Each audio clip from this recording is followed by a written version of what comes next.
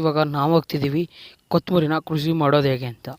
ಇವಾಗ ಕೊತ್ತಂಬರಿನ ಹೇಗೆ ಕೃಷಿ ಮಾಡಬೇಕು ಅಂತ ಎಲ್ಲನೂ ಕೂಡ ಎಕ್ಸ್ಪ್ಲೇನ್ ಮಾಡ್ತೀನಿ.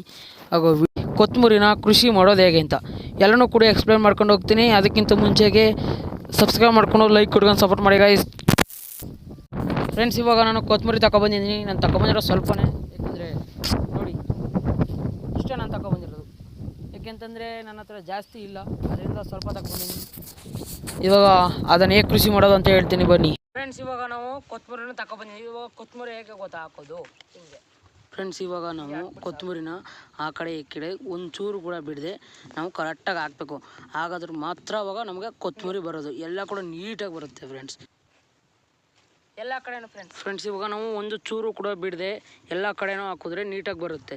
ಇಲ್ಲಾಂದರೆ ಒಂದು ಕೂಡ ಬರೋದಿಲ್ಲ. ಯಾಕಂದರೆ ನಾವು ಇದನ್ನು ಹಾಕಿದ್ಮೇಲೆ ಸ್ವಲ್ಪ ಲೈಟಾಗಿ ನೀರು. ವಿಡಿಯೋ ಇಷ್ಟ ಆದರೆ ನಿಮಗೆ ಲೈಕ್ ಕೊಟ್ಕೊಂಡು ಸಪೋರ್ಟ್. ಫ್ರೆಂಡ್ಸ್, ಇವಾಗ ನೀವೇನು ವಿಡಿಯೋ ನೋಡಿದ್ರು ಈ ವಿಡಿಯೋ ಬಂದು ಇಷ್ಟೇ.